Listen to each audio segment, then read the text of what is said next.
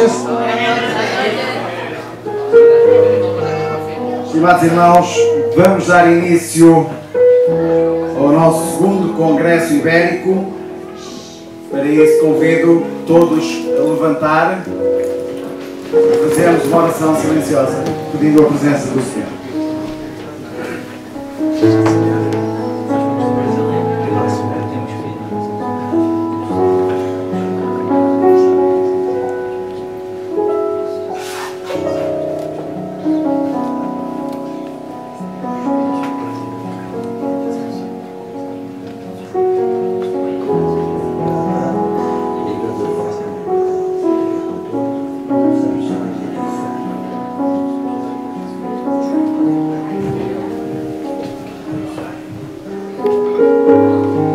Vamos dar início ao louvor ao Senhor com o hino número 91 em português, 419 em língua espanhola.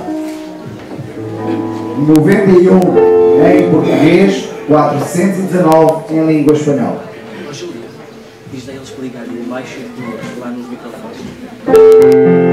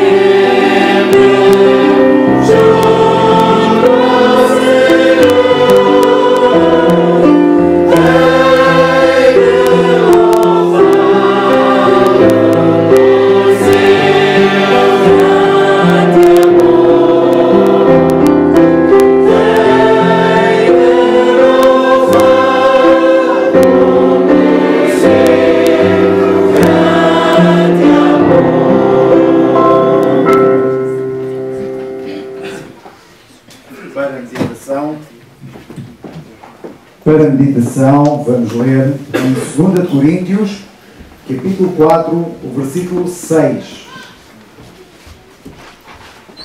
2 Coríntios, capítulo 4, versículo 6. Porque Deus, que disse que das trevas resplandecesse a luz, é quem resplandeceu em nossos corações, para a iluminação do conhecimento da glória de Deus na face de Jesus Cristo. Amém.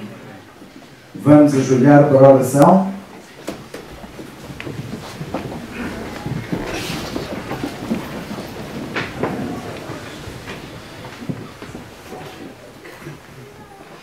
Cariñoso y tierno Padre Celestial, en este solemne momento tus hijos nos postramos de rodillas ante tu augusta presencia para agradecerte infinitamente por tus ricas y abundantes bendiciones de las cuales nosotros hemos sido objetos. Te damos gracias por habernos hecho conocer el grandioso plan de salvación. Te damos gracias por este congreso, por habernos reunido en una gran familia, por el cuidado que has tenido con cada uno de nosotros en el viaje que hemos realizado de cerca y de lejos para estar presentes en esta asamblea de tus hijos.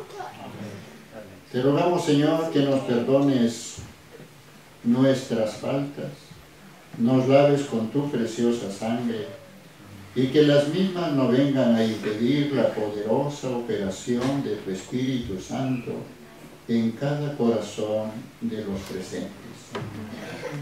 Que todos hayamos venido con el vivo deseo de encontrarte, estar a la sombra de tus alas y aprender de tu palabra para enderezar cada uno de nosotros nuestros pasos.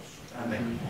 Te rogamos por tu siervo que en esta noche ha de trazar tu palabra, ilumines vívidamente su mente y su corazón, y que nos hable el mensaje, la verdad, las palabras que más necesitamos para nuestra edificación espiritual. Amén.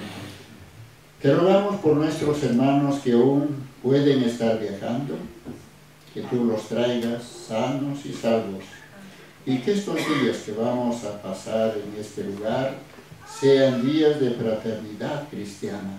Amén. Días que podamos estar más cerca de ti. Son bendiciones que te pedimos, confiando en los méritos de nuestro Señor y Salvador Jesucristo. Amén. Amén.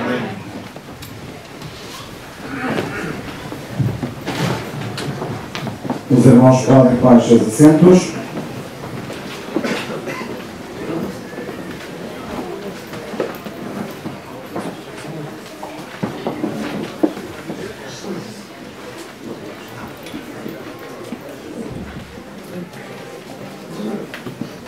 Gostaríamos de dar as boas-vindas a todos os irmãos, em especial àqueles que se deslocaram desde Espanha até aqui. Fizeram uma boa viagem? Amém. Graças a Deus. Bom, irmãos, hoje estamos aqui para dar início a este congresso, para entendermos melhor quem é, na verdade, o nosso melhor amigo. Mas, para darmos informação, por uma falha nossa não houve o programa entregue em mão, escrito, mas amanhã chegará às vossas mãos.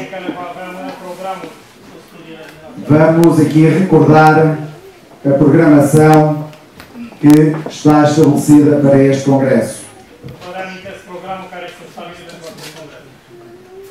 Hoje teremos a primeira palestra com o nosso irmão pastor Pedro Conceição.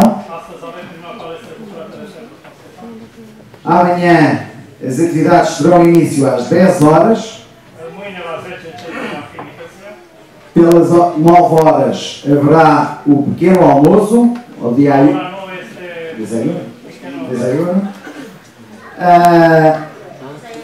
As palestras decorrerão entre as 10 e as 13.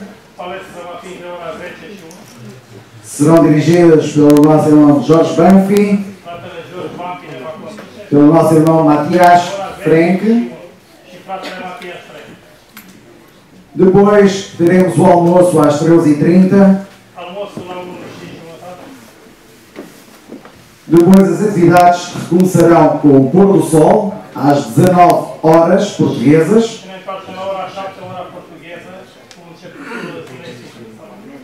Depois teremos o jantar, a cena.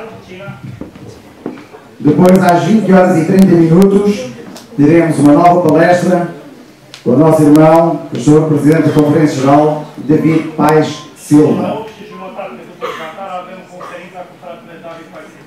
Na sexta, no sábado, teremos início as nossas atividades às 9h30 com a Escola Sabatina,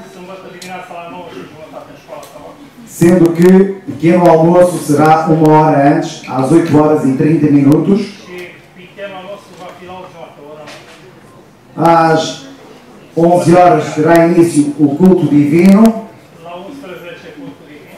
com o nosso irmão David Paes Silva. A partir das 16 horas teremos... Perdão, antes disso teremos o almoço. Às cerca das 13 horas teremos então o almoço. E às 16 horas teremos uma reunião de louvores. E a palestra final com o nosso irmão David Paes Silva. Ao pôr do sol será o encerramento do congresso.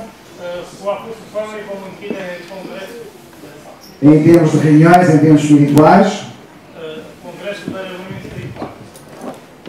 Depois haverá ainda um momento a seguir ao pôr do sol para uma outra pequena reunião, pequena apresentação que será feita amanhã a partir do pôr do sol, depois do pôr do sol, cerca de 4 horas a meia hora, e no domingo teremos então o passeio para aqueles que estiverem interessados.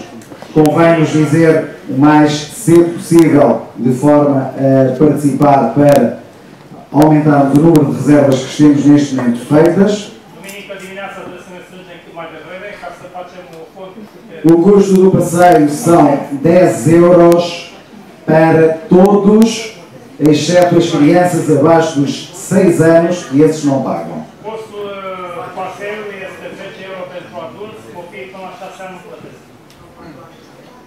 No domingo, o pequeno almoço será pelas 8 horas, porque às 9h45 temos de estar no Terreiro do Paço, já em Lisboa, para dar início ao passeio. O passeio decorrerá no Rio Tejo, do qual podemos observar toda a cidade de Lisboa a partir do rio.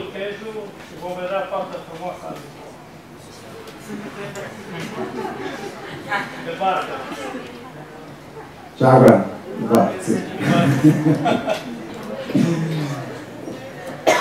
Esperamos que todos se sintam bem aqui no nosso meio, aqui em Portugal. Alguns estão pela primeira vez connosco e todos aqui se possam sentir bem e que efetivamente encontremos aqui o nosso melhor amigo.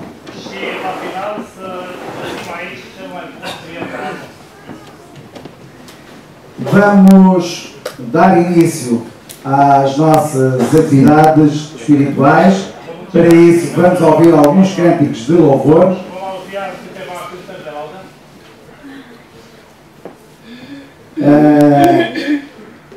Vamos convidar agora a irmã Gabriela, que tem um solo para nos apresentar.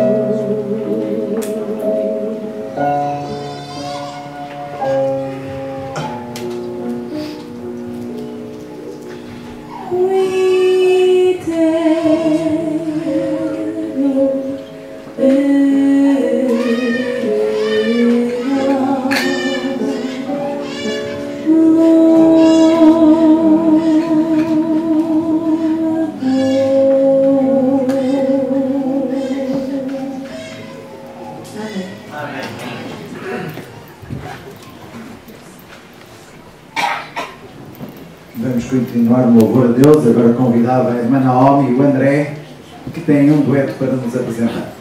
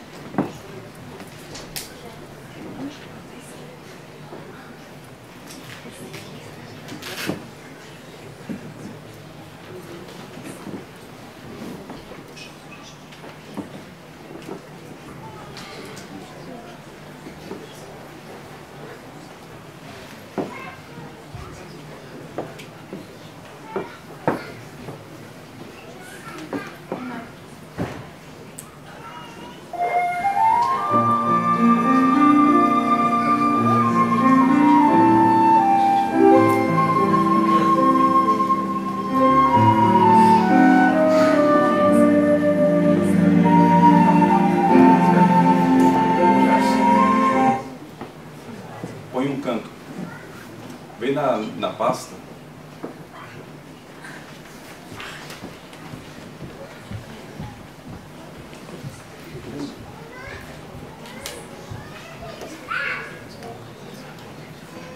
Agradecer as emoções. Estamos muito felizes aqui com a presença de todos. Há muito tempo que não vemos assim a igreja como hoje. Então a emoção está aqui a contagiar a todos. De certeza que de muita felicidade. Que Deus seja louvado por vossa presença e que Ele esteja todos os dias conosco.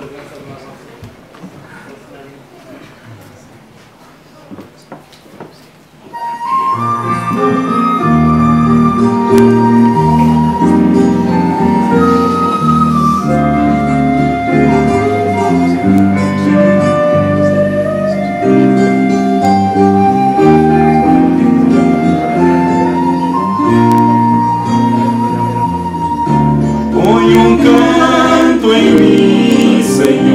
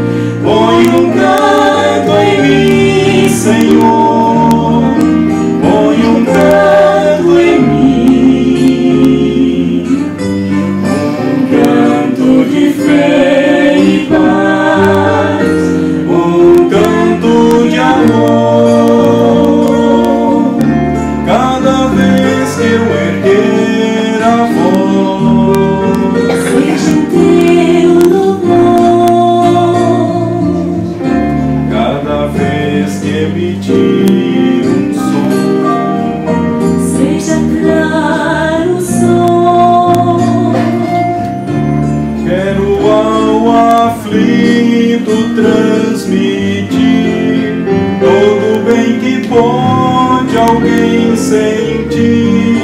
Quero dividir a paz bendita que recebi. Cada vez que eu erguer a voz, Quero alcançar um irmão que se encontra só, triste a chorar. quero ao alento saciar da palavra viva e eficaz, pão do céu que pode alimentar e que satisfaz. Põe um canto em mim, Senhor, põe um canto em mim, Senhor, põe um canto em mim, Senhor, para o teu louvor.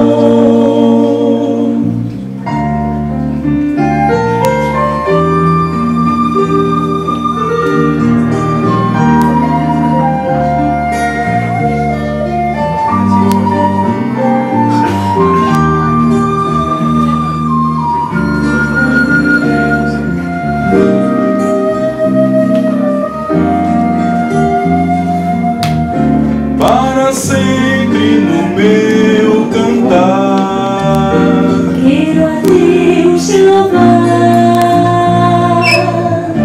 pois foi Ele quem pôs em mim uma voz assim. não importa onde eu andar, é preciso desse Deus falar. E levar ao mundo a conhecer, aceitar e crer. Fez proezas no meu viver, Pude perceber e me torna um filho seu. sem eu merecer. Para Ele sou especial, pois me fez distinto entre milhões. Seu amor consegue me aceitar assim como sou. Põe um canto em mim, Senhor, põe um canto em mim, Senhor, põe um canto em mim, Senhor, para o teu louvor.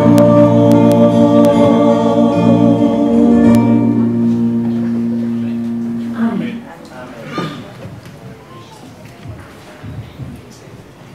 Agradecemos os louvores cantados por estes irmãos e agora com o nosso coração, já com as orações silenciosas feitas para que Deus possa influenciar o nosso coração, vamos ouvir o nosso pastor Pedro Conceição, presidente do Campo Português, com o tema A Vida e a Obra de Jesus Cristo.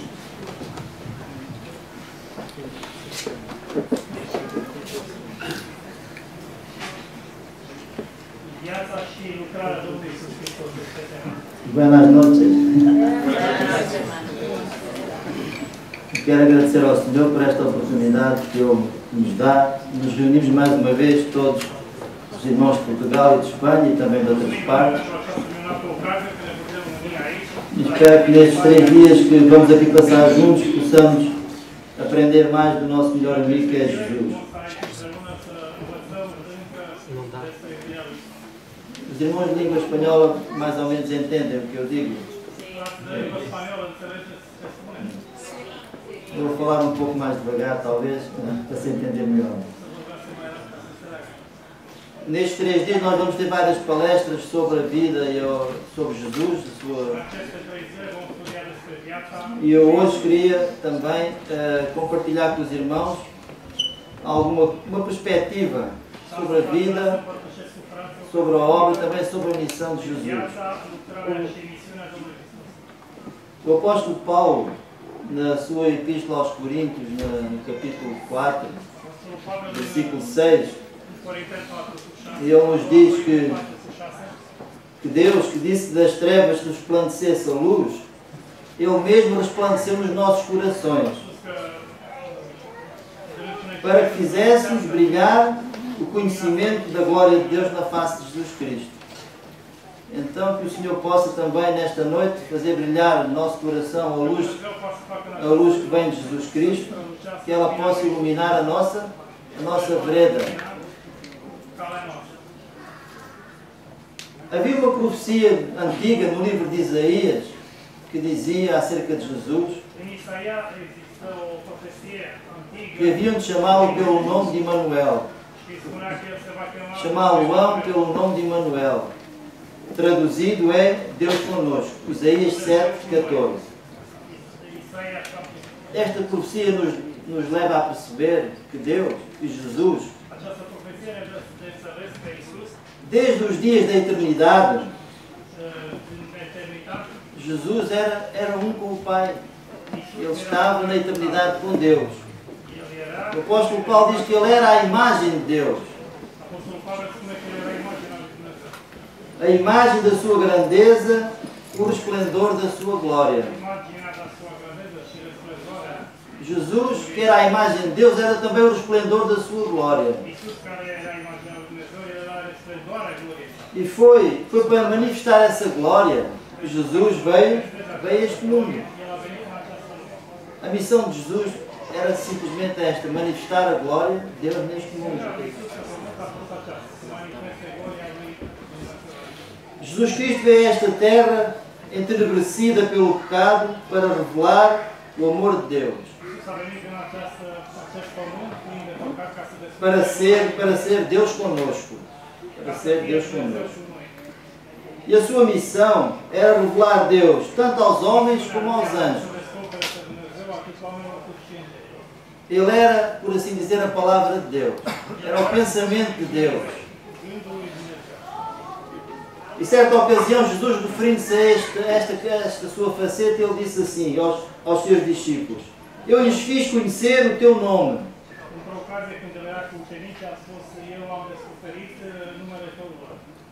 Misericordioso, piedoso, tardio em iras e grande em beneficência e verdade. Estas verdades não eram ditas, não foram ensinadas por Jesus somente àqueles que habitaram nesta terra, mas também esta revelação foi feita aos próprios anjos e a outros mundos. O Espírito de Profecia diz que o nosso mundo é o livro de estudo do universo, por causa do plano da redenção. E a graça de Deus e o mistério da redenção são os assuntos, são os temas que toda a comunidade angélica deseja atentar e será estudado através dos séculos sem fim. Nessa altura, ver-se-á então que a glória que resplandece da face de Jesus Cristo é a glória do abnegado amor. A glória de Jesus Cristo é o seu amor. Ver-se-á que a lei do amor abnegado é a lei da vida. Chegaremos à compreensão que a lei do universo, a lei da vida, é a lei do abnegado amor. Porque no princípio, Deus manifestava-se em todas as obras da sua criação. Sejam as obras do céu, no universo, no firmamento, no mar ou na terra. Sobre todas essas obras criadas, Deus escrevia a sua mensagem de amor.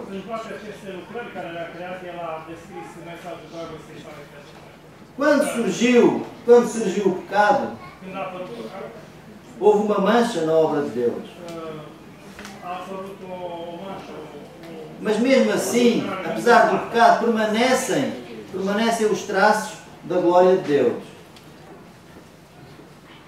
Mesmo nos nossos dias, diz o Espírito de Profecia, mesmo nos nossos dias a criação ainda declara a glória de Deus. Chiar și în zilele noastre, creațiunea declară lucrarea lui Dumnezeu.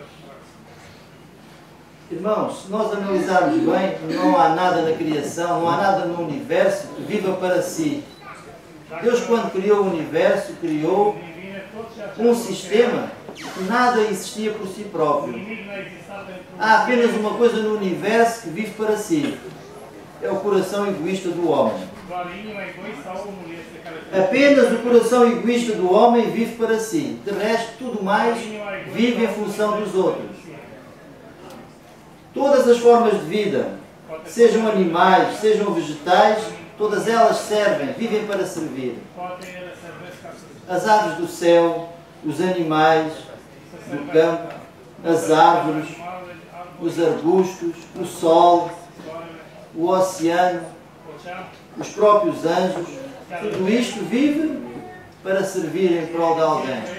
Mas a irmã White tem uma afirmação muito curiosa acerca de tudo isto, que ela diz: tudo isto é uma representação secundária. É uma representação secundária quando nós contemplamos o amor de Deus na face de Jesus Cristo. Quando olhamos para Jesus, percebemos que a glória de Deus é dar. Percebemos que o amor de Deus, a sua alegria, consiste em dar, em fazer a felicidade dos outros.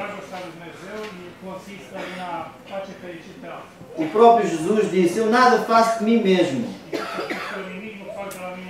O Pai que vive e me enviou, e eu vivo pelo Pai.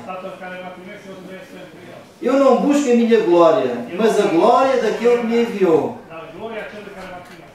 Nestas palavras de Jesus Cristo, eu não busco a minha glória, mas a glória daquele que me enviou, manifesta-se o grande princípio que é a lei da vida por todo o universo. Todo o universo se rege por esta grande lei. Jesus recebe todas as coisas da mão de Deus, mas recebe-as para dar.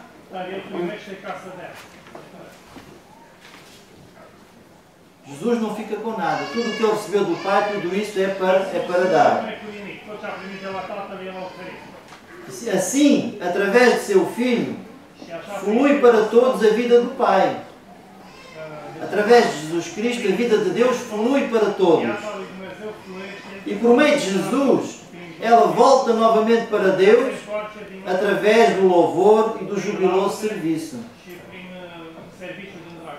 Completa-se assim o circuito da beneficência, que representa o caráter de Deus.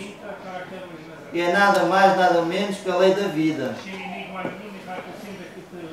A lei do amor abnegado. A lei de viver em prol do nosso semelhante.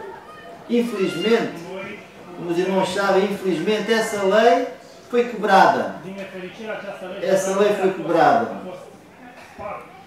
Essa lei foi quebrada como? Quando houve um ser que deixou de servir o próximo e passou a querer servir-se a si próprio.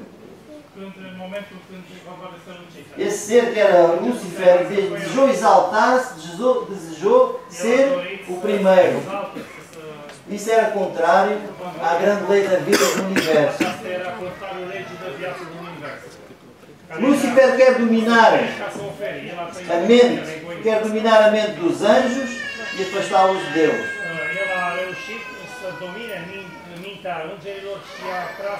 O que é que ele faz? Começa a representar a Deus e esta lei da vida que rege todo o universo de uma forma errada, de uma forma falsa. E atribui ao próprio Deus o desejo de exaltação própria. E com esta falácia, ele engana não só os anjos, mas enganou também a humanidade. Satanás enganou a humanidade e leva a humanidade a duvidar da palavra de Deus e leva a desconfiar do seu amor. Durante os séculos que seguiram à queda do homem, esta propaganda satânica foi tão desenvolvida que o conhecimento de Deus só obscureceu e a terra ficou entenebrecida. A terra obscureceu-se devido à má compreensão de Deus. A terra obscureceu-se devido à má compreensão de Deus e agora Deus viu que era necessário fazer algo para quebrar esse poder enganador. Deus lá no céu compreendeu que tinha que ser feito alguma coisa para quebrar isso. Mas Deus não pode recorrer à força. O exercício da força é contrário ao governo de Deus. Deus só aceita um serviço de amor. E o amor não se pode impor. Então Deus não podia, Deus tinha que desmascarar a falácia de Satanás, mas Deus não podia usar a força. Deus só aceita um serviço de amor. E o amor não se pode impor. Só o amor desperta também amor. Conhecer a Deus é amá-lo. Diz o Espírito do Senhor. Conhecer a Deus é amá-lo.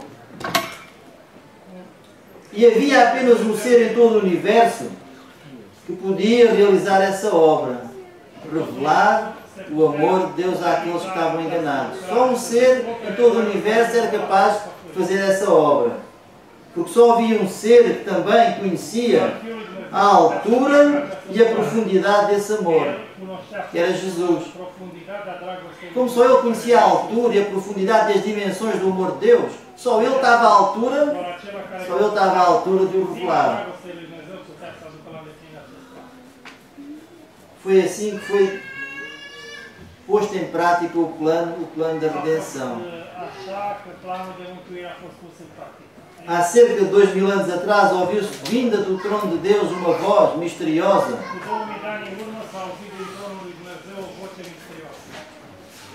Uma voz misteriosa que dizia assim: eis aqui venho.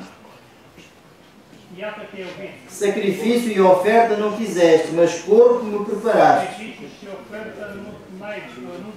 Eis aqui venho, ó Deus, para fazer a tua vontade. Esta voz misteriosa que se ouviu há 2000 anos atrás do trono de Deus era nem mais nem menos que a profecia que dizia que Jesus havia de encarnar e vir à terra. E Deus preparou-lhe um corpo. Deus teve que preparar um corpo a Jesus para ele vir aqui à terra. Porque senão nós não podíamos suportar a sua presença. Se Jesus tivesse vindo à terra como ele era antes de encarnar, não suportaríamos a sua presença. Deus agora ocultou a sua divindade na humanidade. Ocultou a sua glória na forma humana. E veio a esta terra. Foi como Deus quando falou a Moisés. Deus falou a Moisés na sarça ardente. Naquele arbusto simples, tinha pouca importância, continha a quem? Deus estava lá. Da mesma maneira, Cristo devia vir com um corpo humilde, para nós o podermos suportar. E diz que, quando olhavam para Jesus, não lhe viam glória nenhuma. Diz que aos olhos do mundo, Jesus não possuía beleza. E não obstante, Ele era Deus que tinha encarnado, era a luz do céu. A sua glória estava encoberta. A sua grandeza e a sua majestade estavam ocultas, para que pudesse atrair o homem a si mesmo, para que pudesse atrair a si os tentados e sofredores. Então Deus ocultou a sua glória para poder servir o homem. Porque Satanás argumentava que o homem não podia obedecer à lei de Deus. Argumentava que Deus tinha feito uma lei injusta e que era impossível o homem obedecer a essa lei. Esse era o grande argumento de Satanás. O homem não obedecia porque a lei de Deus era injusta. O homem era completamente incapaz de obedecer à lei de Deus. Então veio Jesus para tornar patente esse engano. Jesus tornou patente, ou seja, desmascarou esse engano de Satanás. Viveu uma vida de obediência estrita à lei de Deus e mais, não era uma obediência forçada. Ele dizia: deleite-me em fazer a tua vontade, ó Deus meu. A tua lei está dentro do meu coração. Diz aqui o Espírito Profecia no livro de Já Todas as Nações, na página 17, diz assim: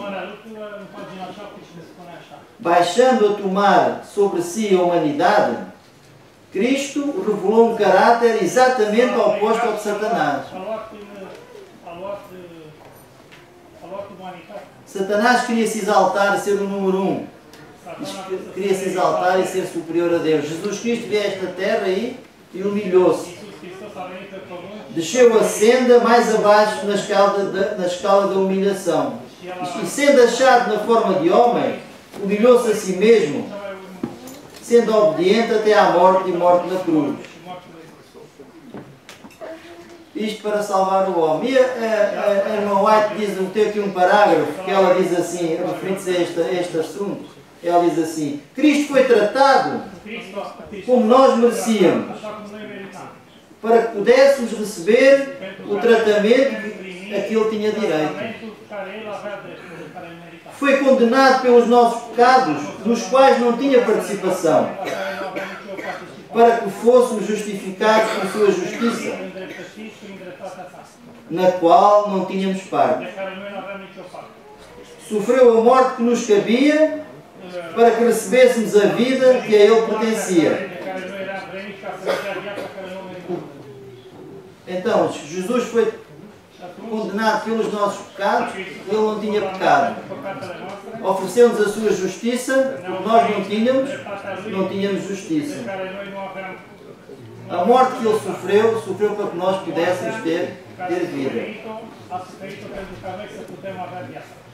Tudo isso para desmistificar o engano de Satanás que dizia que o homem não podia obedecer à lei de Deus.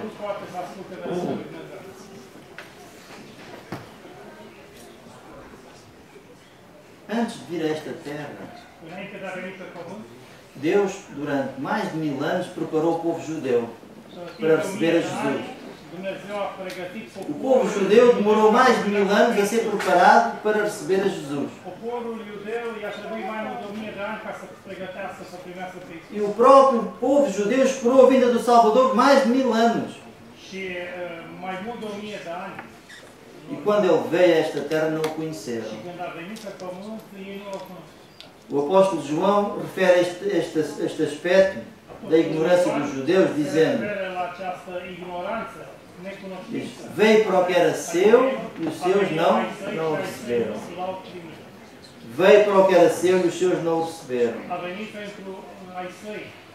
Apesar de tudo, Israel era o povo de Deus.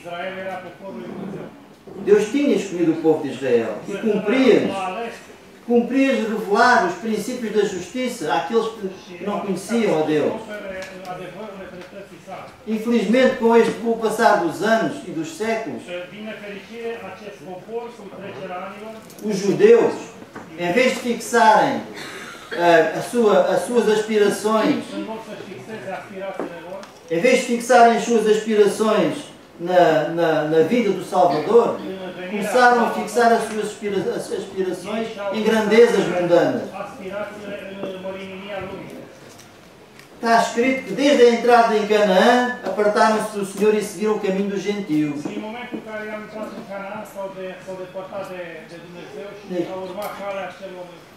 Apesar do trabalho dos profetas,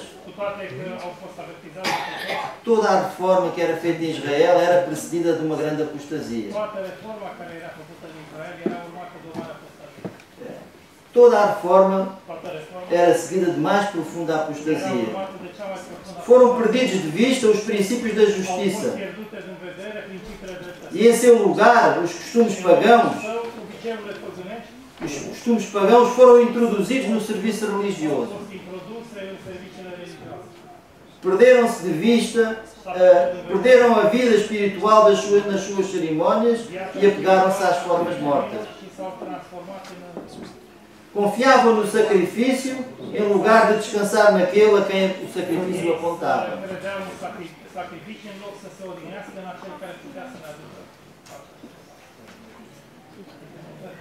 Eu quero ler aqui aos irmãos um texto que a irmã White fala do comportamento dos judeus, e ela diz assim, na página 21 do livro de Já Todas as Nações,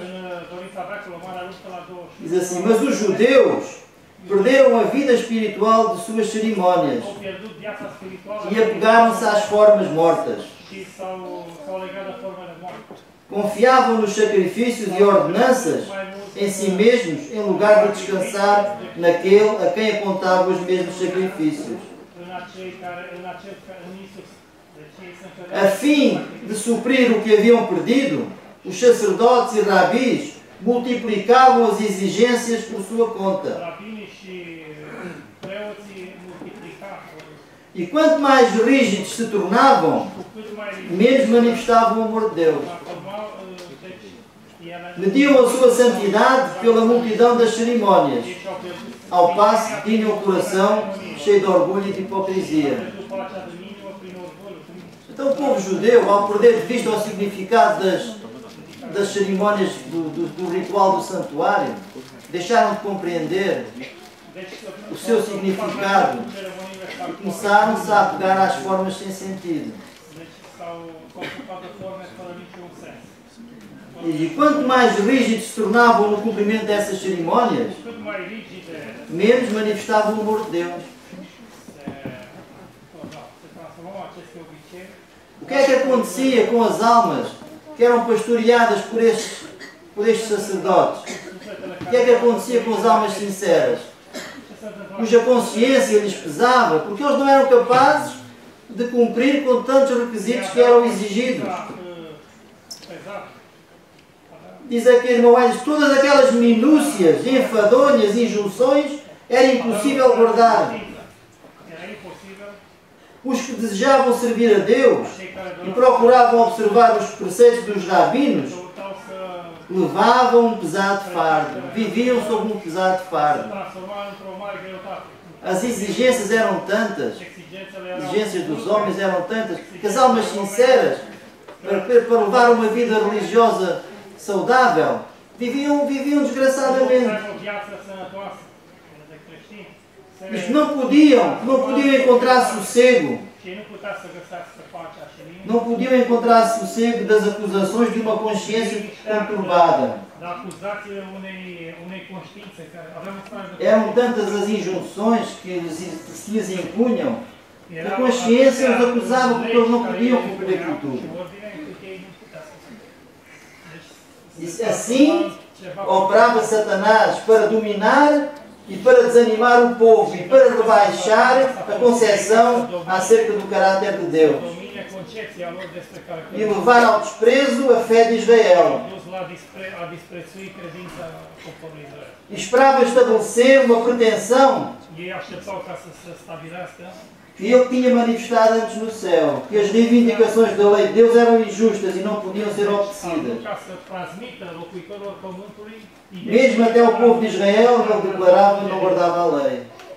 E assim era. A tradição do homem entulhou de tal maneira a santa lei de Deus que eles não conseguiam guardar. E agora o que é que Satanás dizia? Satanás dizia que era impossível guardar a lei de Deus. Que era impossível. No entanto, em Gálatas, no capítulo 4, versículo 4 e 5, diz: vindo a plenitude dos tempos, Deus enviou o seu Filho para remir os que estavam debaixo da lei, a fim de receberem a adoção de filhos. Os desígnios de Deus, apesar das atuações dos homens, os desígnios de Deus não sofrem nem adiantamento, nem atraso. E naquele dia certo, na hora designada por Deus, Jesus veio a esta terra. Quando Jesus veio a esta terra, no dia exato da profecia, encontrou uma humanidade numa situação calamitosa. A humanidade estava completamente degradada. Os homens há muito não refletiam o caráter de Deus. Diz que os homens estavam cansados das aparências e ansiavam por uma religião capaz de satisfazer a alma. A religião predominante não satisfazia a alma. E os homens, havia muita gente que ansiava por uma coisa melhor.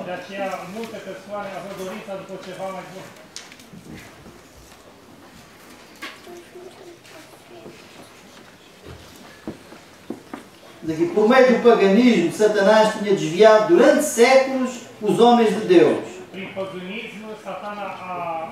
Mas agora conseguiram o seu grande triunfo, perverteu a fé de Israel.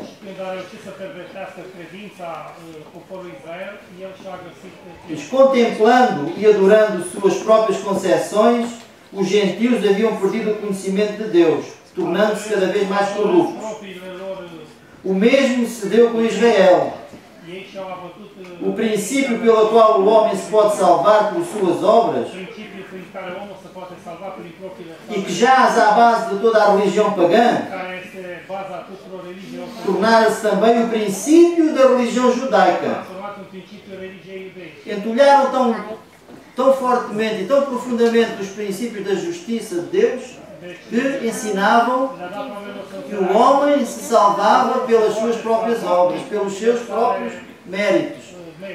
Isto é a raiz, é a gênese da religião pagã. A salvação pelas obras é a gênese da religião pagã. Satanás conseguiu implantar isso na religião judaica. E este espírito, onde quer que seja mantido, os homens não têm barreira contra o pecado.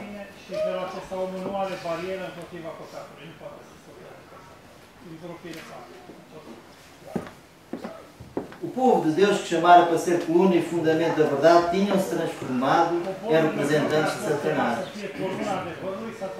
Vejam até onde chegou o engano, o embuste de Satanás.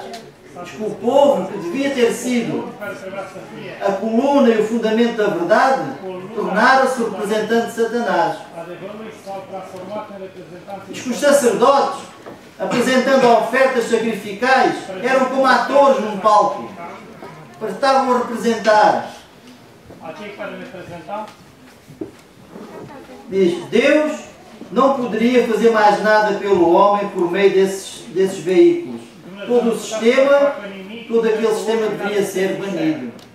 Deus lá no céu viu, nos dias da vinda de Jesus, que o sistema judaico estava caduco, estava condenado a acabar. Deus não podia fazer mais nada por aqueles homens. Diz, a ilusão do pecado atingir a sua culminância. Diz, todos os meios para depravar a alma dos homens haviam sido postos em operação. Quando contemplou o mundo, Jesus viu o sofrimento e a miséria. Diz que Jesus olhou com piedade para os homens que se tinham tornado vítimas da crueldade de Satanás.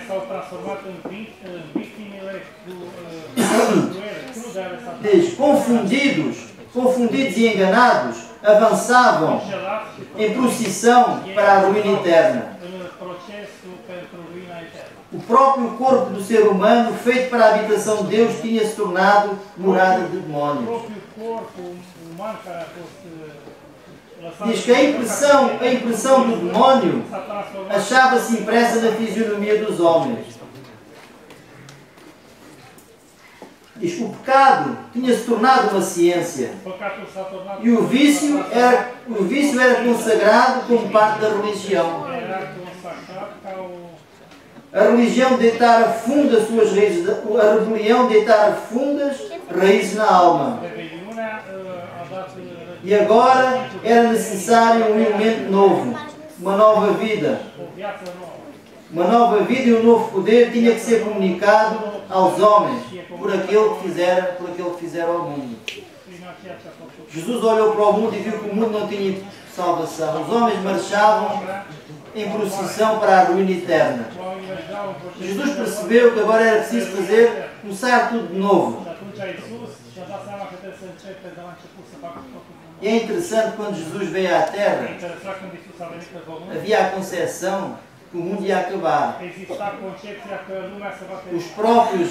Os próprios anjos do céu, as outras comunidades, acreditavam que Deus ia destruir aquele mundo. E com intenso interesse, os mundos não caídos observavam para ver Jeová levantar-se e destruir a terra. Mas Deus, em lugar de destruir o mundo, porém, Deus enviou o seu Filho para o salvar. A humanidade naqueles dias era de uma impiedade como nunca houve paralelo na história da humanidade. Nos dias que Jesus veio a esta terra, não havia paralelo em nenhum século. Deus viu que a humanidade estava perdida, mas em lugar de destruir, Deus enviou o seu Filho.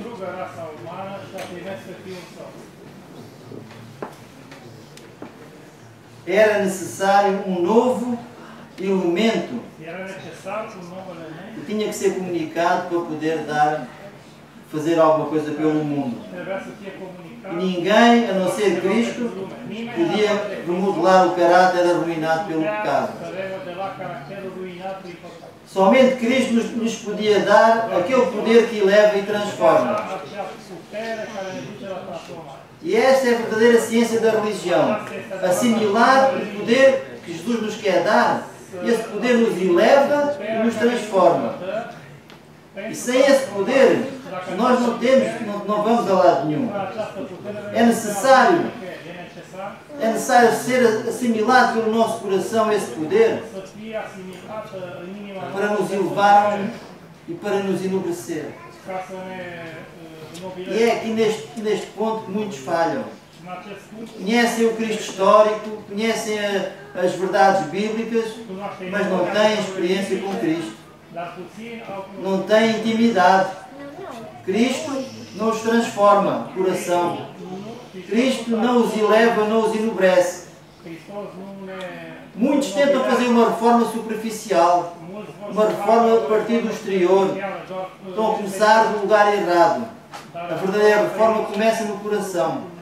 Enquanto nós não entregarmos o coração a Jesus para Ele o transformar, nunca conseguiremos sair da situação em que nos encontramos. Só queria ler aqui aos irmãos um texto do Espírito de Profecia que diz assim, em relação a esta transformação que Deus quer fazer em nós. Diz, o homem não se pode transformar pelo exercício da sua vontade. Nós não temos vontade própria para nos transformar. Nós não possuímos faculdade para poder efetuar essa mudança.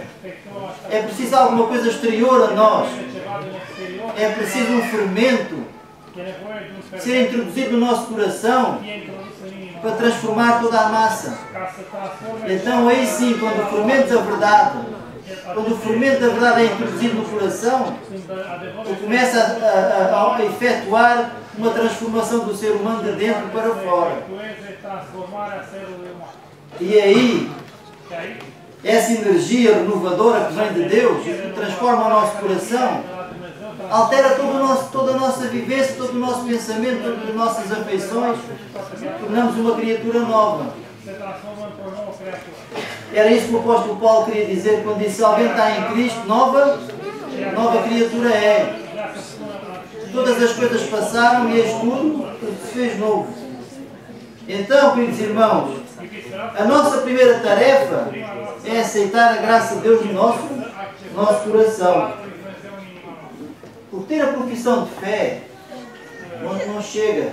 Nós podemos ter a profissão de fé e a verdade não está no nosso coração. Não basta meramente o conhecimento da verdade. Precisamos possuir a verdade no nosso coração.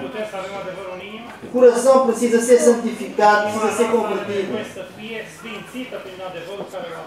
E isso não se consegue com os esforços que o homem faça para obedecer à lei de Deus.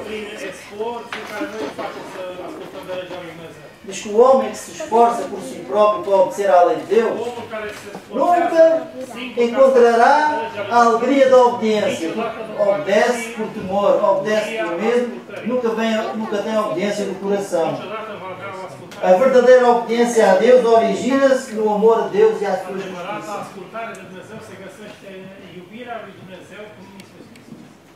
Diz, isto nos levará a fazer aquilo que é reto, porque o que é reto agrada a Deus.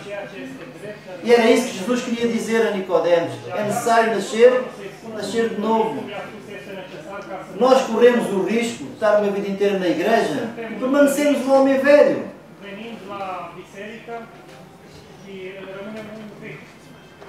Diz que a graça de Deus precisa de ser submetida no nosso corpo para transformar persistentemente todo o nosso ser. As nossas inclinações naturais, então, serão abrandadas, serão subjugadas. É implantada uma nova ideia, um novo sentimento. É implantado no coração do ser humano um novo motivo. A pessoa torna-se uma criatura nova. A mente é mudada. A consciência é despertada. E então somos dotados de traços de caráter que nos habilitam a prestar serviço a Deus. Somos habilitados a ter traços de caráter que nos ajudam a servir a Deus. Quais são esses traços de caráter? Abnegação, humildade, paciência, longanimidade. Estas qualidades têm que ser vistas naqueles que servem a Deus.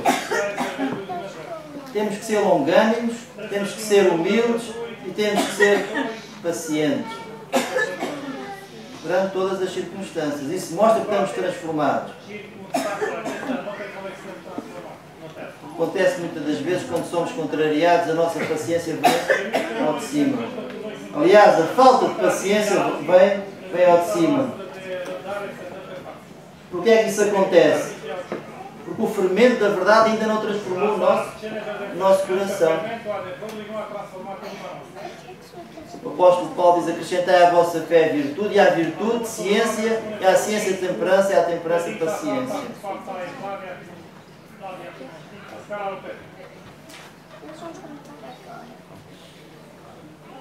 Então temos que acrescentar à nossa fé a virtude.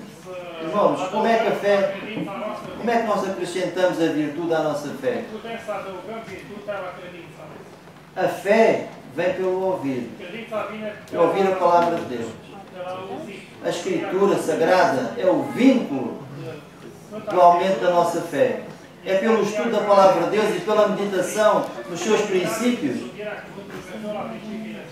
que nós somos transformados. O nosso caráter é transformado pela meditação e pelo estudo da palavra de Deus. E era por isso que Jesus orou: santifica-os na verdade, a tua palavra é a verdade. Diz: estudada e obedecida, a palavra de Deus atua no coração, subjugando todo o atributo não santificado. Estas verdades suprem a nossa grande necessidade, que é a conversão da alma pela fé.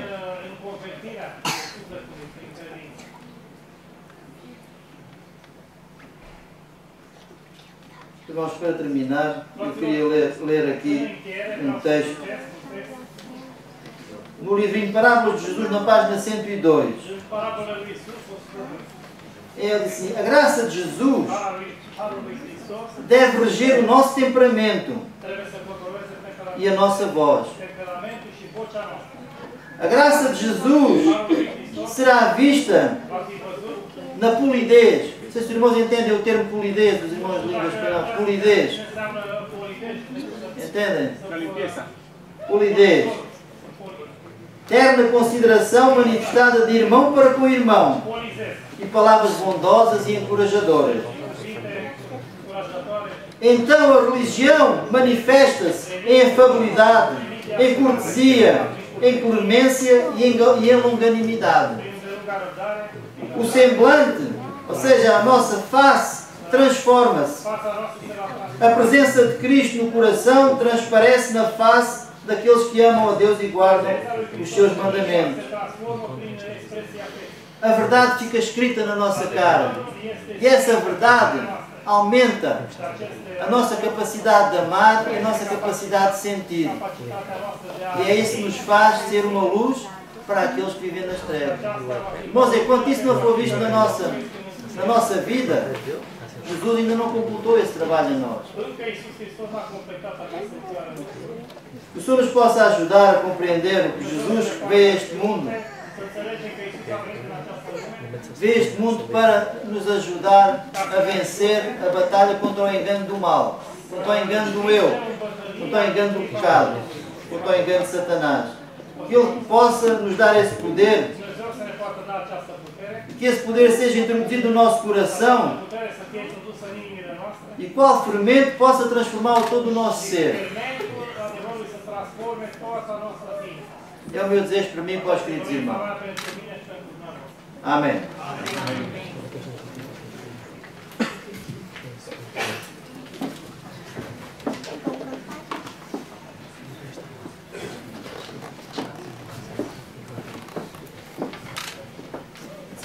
Pedro. Agradecemos ao irmão Pedro esta mensagem que fique connosco durante esta noite e vamos agora ouvir o louvor ao Senhor.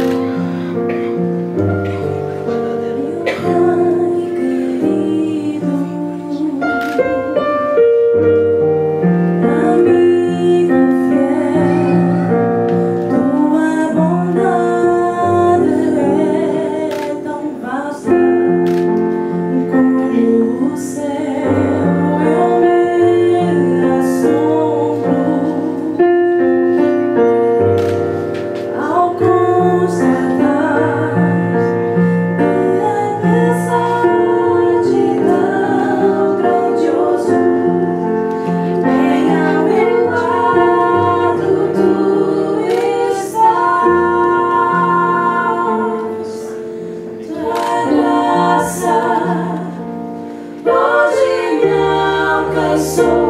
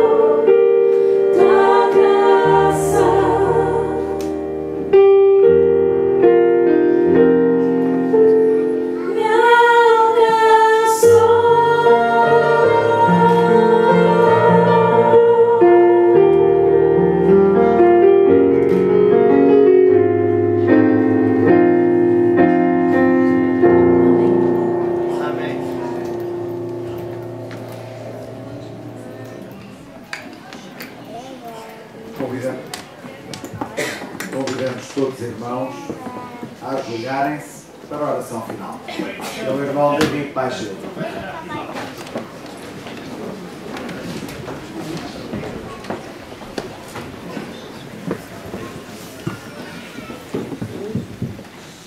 Nosso querido Pai Celestial, em nome de Jesus, o nosso precioso Salvador, chegamos à Tua santa presença, muito agradecidos por todas as providências que tomaste para a nossa salvação.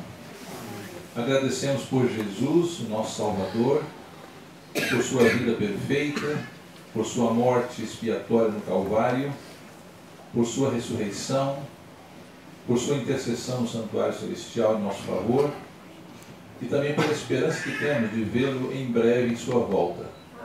Agradecemos pela Tua santa palavra que foi apresentada nesta noite. Queira abençoá-la, Senhor, e também prepara o nosso coração para que essa palavra possa germinar qual semente em boa terra e produzir frutos de arrependimento em nossa vida para o Teu santo reino. Dá-nos a Tua paz, a Tua bênção, e dá-nos graça, Senhor, para entregar-nos totalmente a Ti, que Tu possas operar uma transformação em nosso caráter. Dá-nos vitória sobre nós mesmos e cobre-nos com a Tua justiça, que possamos refletir o Teu caráter. Abençoa os nossos irmãos, nossos visitantes, especialmente a juventude, as crianças que estão crescendo em nosso meio, queira abençoá-las para que possam ser preparadas para o Teu santo reino. Assiste as famílias aqui representadas, abençoa o Teu povo e a Tua obra em todo o mundo. Dá-nos uma boa noite, pedimos em nome de Jesus. Amém. Amém.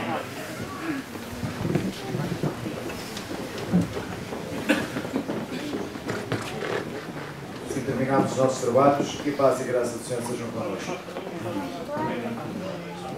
A todos uma boa noite. Alguns irmãos estão cansados, já são 11 horas para eles, apesar de em Portugal apenas 10. Tenham uma boa noite. Amanhã, a partir das 9 horas, está o espaço de refeições aberto. A partir das 10 horas, estamos com as palestras aqui na sala. Obrigado.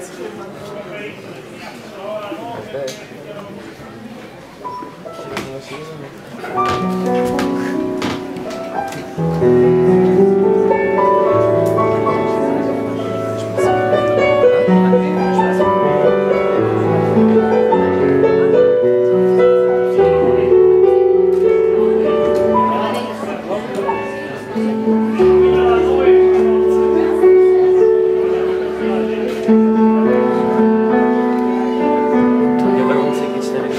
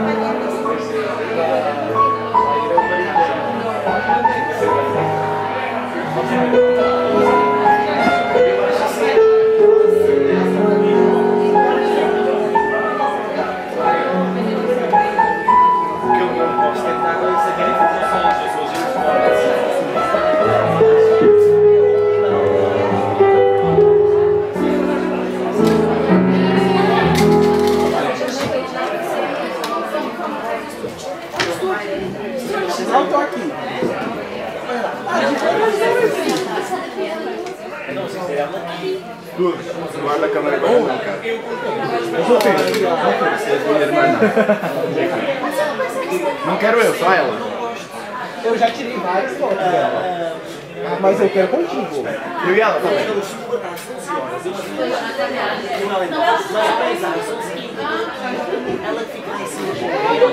Olha ali, bebê, olha ali. Ainda tá ali, ó.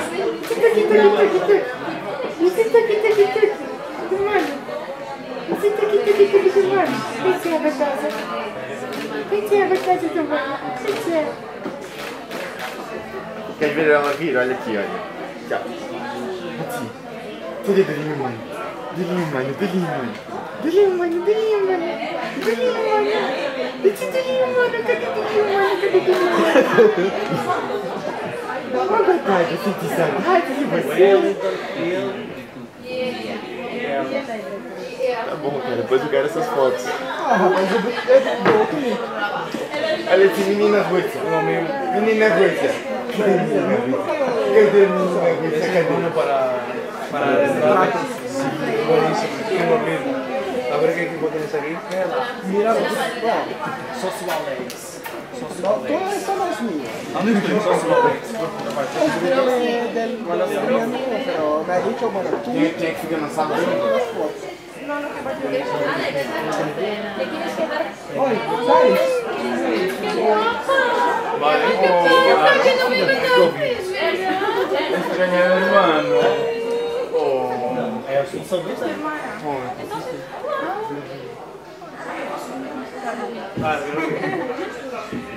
Lá em cima da minha casa tem a casa da mamãe, tá? Perfeito. A casa da mamãe. Eu e o Wellington dormem na sala. Perfeito. Não tenho mais. Só se quiseres dormir comigo.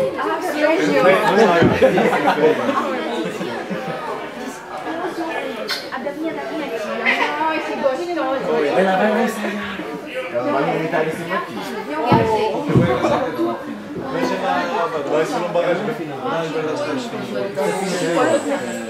Gabriela ha resuelto, ¿verdad?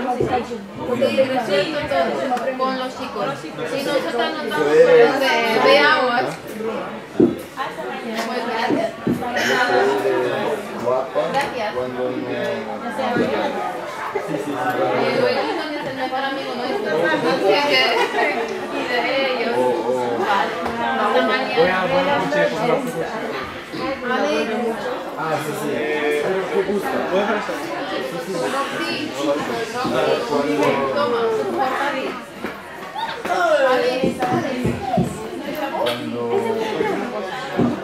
queda conmigo durante mucho tiempo. Después, okay, it's better for me.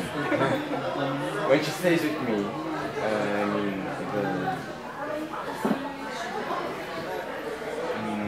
the moon or something like that. And she goes to doesn't want to stay there.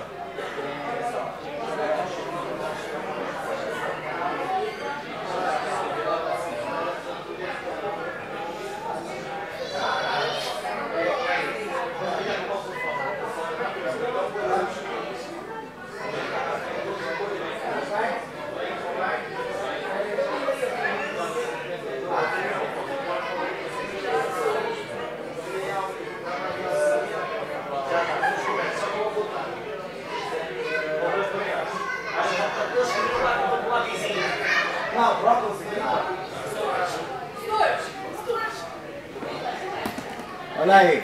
Vai lá, sim. Vai lá e senta com ela. Deixa eu ver que ficou ela então. Vai lá. Vai, pode. Faz-me desligar a mesa.